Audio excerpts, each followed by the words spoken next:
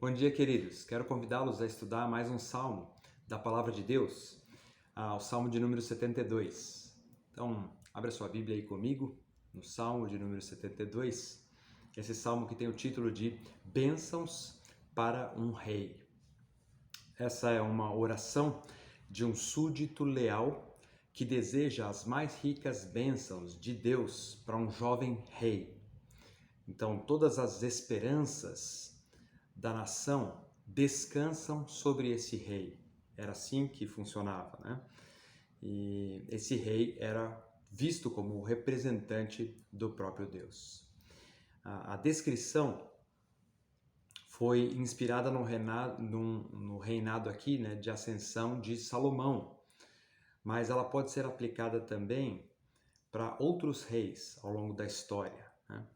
Esse salmo aqui é um salmo chamado de coroação, dedicado à prosperidade de Salomão no início do seu reinado. Uma vez que os reis da dinastia de Davi e o governo de Cristo se misturam no Antigo Testamento, nós vamos ver também a indicação aqui no Salmo de um reinado que vai além desse de Salomão. Então as coisas se misturam, parece que ele está falando de um reino terreno, mas tem alguns aspectos chamados messiânicos, não é? Através do Salmo, então, a gente vê essa figura de um rei ideal, um rei messiânico, né? Jesus Cristo. Então, esse Salmo descreve, né, o reino de Deus, vai falar sobre o rei, vai falar da natureza, vai falar das classes sociais, dos povos, nações estrangeiras.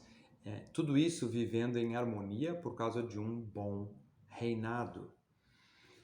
Vamos olhar esse texto que eu dividi em algumas partes para a gente entender melhor, mas antes disso, vamos falar com Deus. Vamos agradecer por esse dia e pela palavra de Deus. Pai querido, nós te agradecemos por mais uma manhã que o Senhor nos dá, te agradecemos pela sua palavra e pedimos para que ela fale aos nossos corações nessa manhã. Essa é a minha oração, no precioso nome de Jesus. Amém.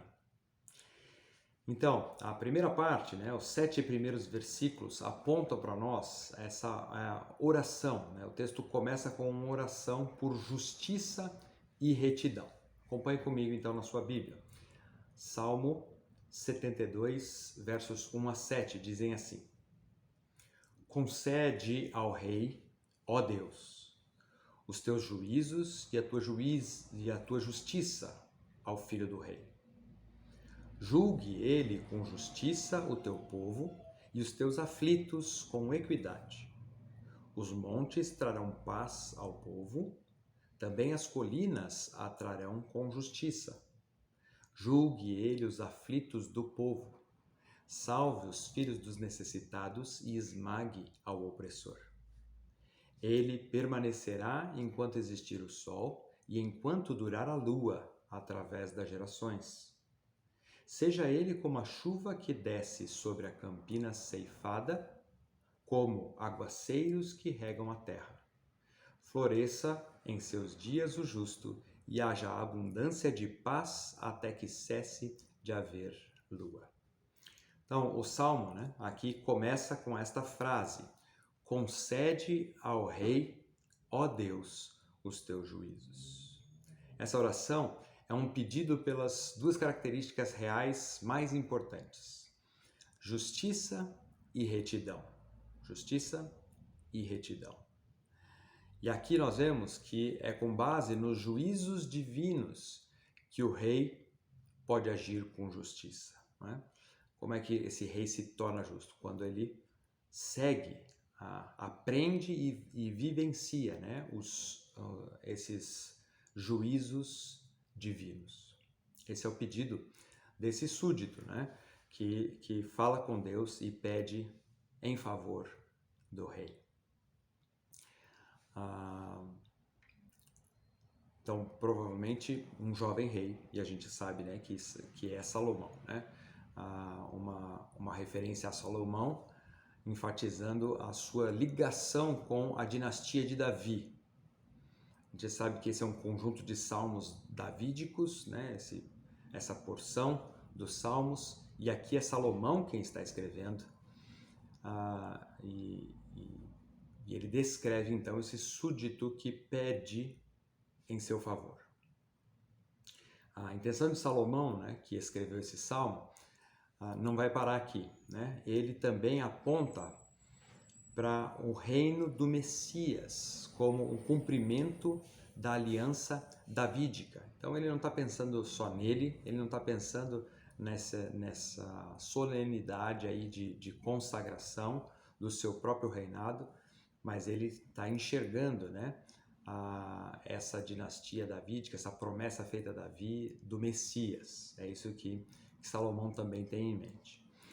Os verbos colocados aqui no futuro, né, uma série de verbos aí, se a gente pegar, né, julgue com justiça, esses trarão paz, trarão justiça, né, julgue os aflitos, salve os filhos, esmague o opressor, permanecerás enquanto existir sol. Então, são vários verbos aí no futuro que estão indicando para nós. Por um lado, o pedido desse súdito, mas também por outro, demonstra aí uma confiança profética, né? Algo que ele tem certo que vai acontecer, né? Tem como certo de que vai acontecer, né? Salomão aí escrevendo, né? Mas e nós, né? Como é que essa oração poderia se aplicar para nós? Como é que esses primeiros versículos se aplicam à nossa vida hoje, né? Nós que não somos reis, né? Não temos uma descendência direta davídica, será que isso dá para se aplicar para hoje, nos nossos dias? Então, sem dúvida, né, essa justiça e retidão que vem de Deus, né, são características que devem estar presentes na vida do cristão, né, de todo cristão. Assim como na vida do rei, também devem estar presentes na nossa vida, porque nós somos representantes do reino de Deus aqui nessa terra. E a pergunta então para nós nessa manhã é: será que nós somos pessoas conhecidas por vivermos de maneira justa? Será que nós somos conhecidos como pessoas justas? Será que nos nossos relacionamentos, né, com a minha esposa, com os meus filhos, com os meus pais, eu sou alguém visto como justo e reto? São perguntas que temos que responder. Será que entre os nossos parentes, será que no nosso trabalho ou na sociedade de maneira geral, nós estamos vivendo de maneira justa e reta?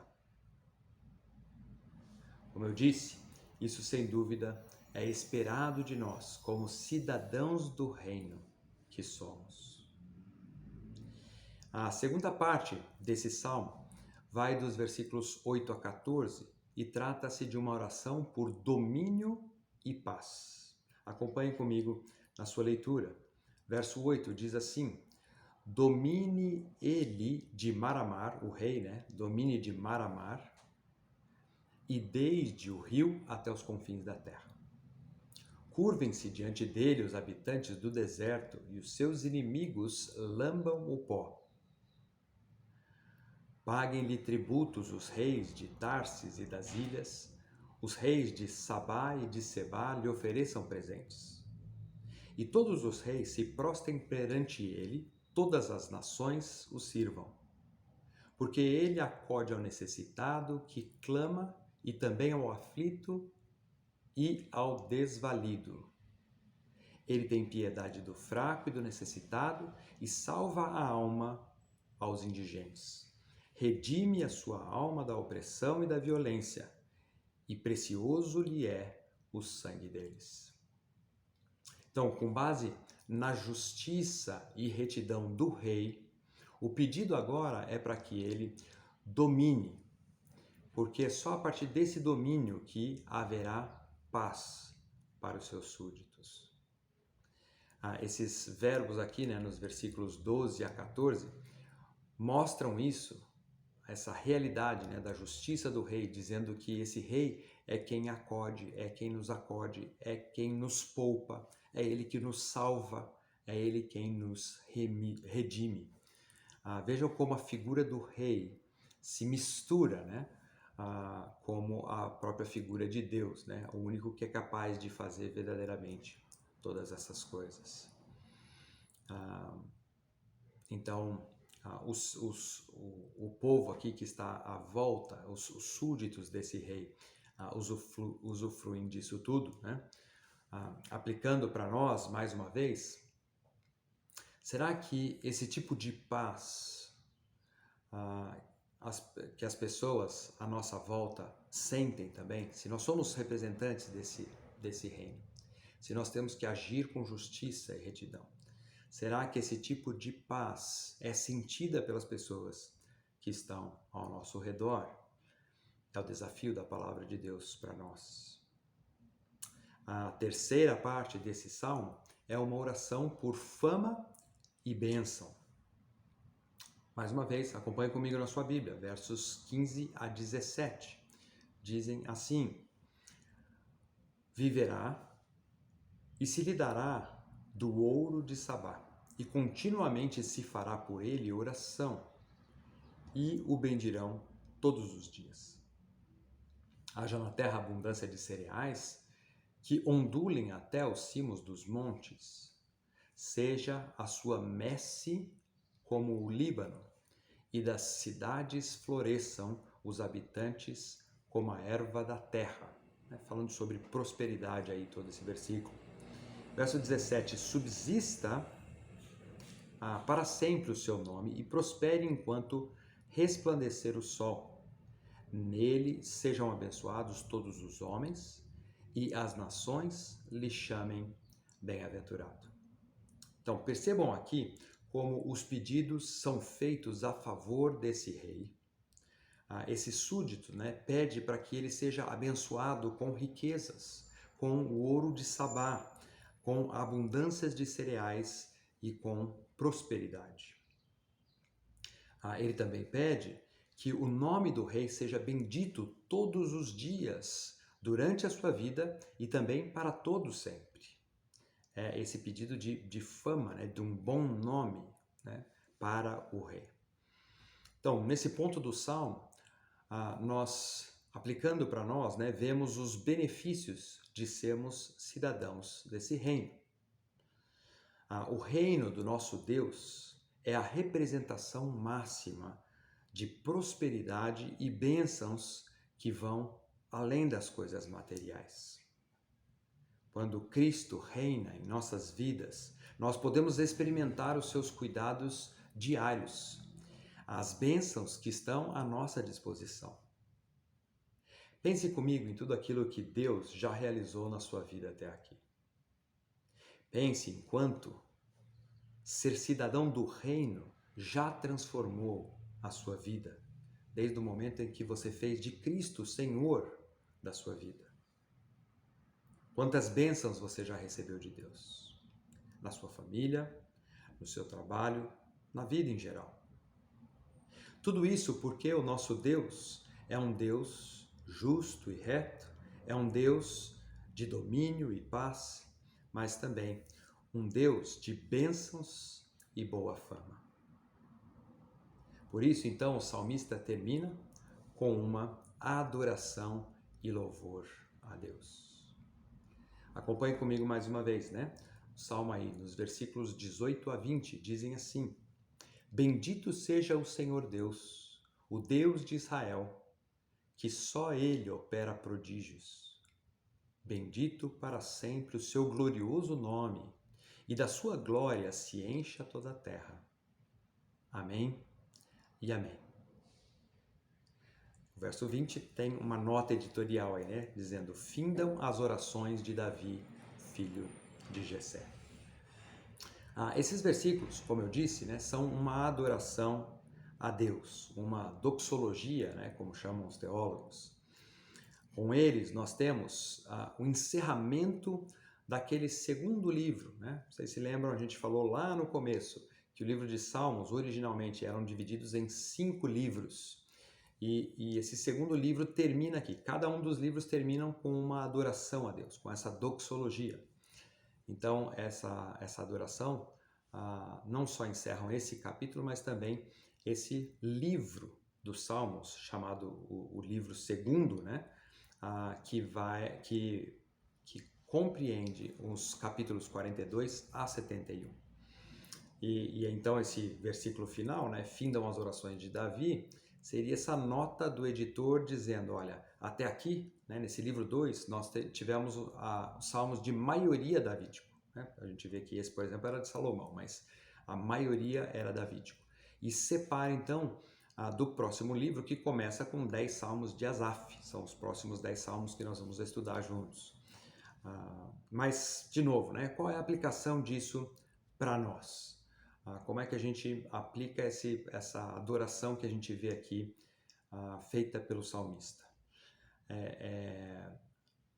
Para nós, né, é um exemplo, né, é uma atitude que também deve ser vista em nossas vidas. Né? Essa atitude de adoração, de gratidão a Deus por Ele ser esse Rei justo, esse Rei reto, dominante, apaziguador em nossas vidas.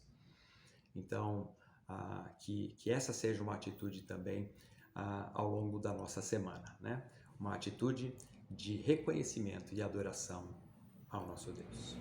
Vamos orar agradecendo ao nosso Deus e ao seu reinado sobre nossas vidas. Vamos falar com Deus. Pai de amor, nós te louvamos e agradecemos mais uma vez pela tua palavra que é tão clara em demonstrar quão grande é o teu reino sobre nossas vidas. Te agradecemos, Senhor, pela tua retidão e justiça.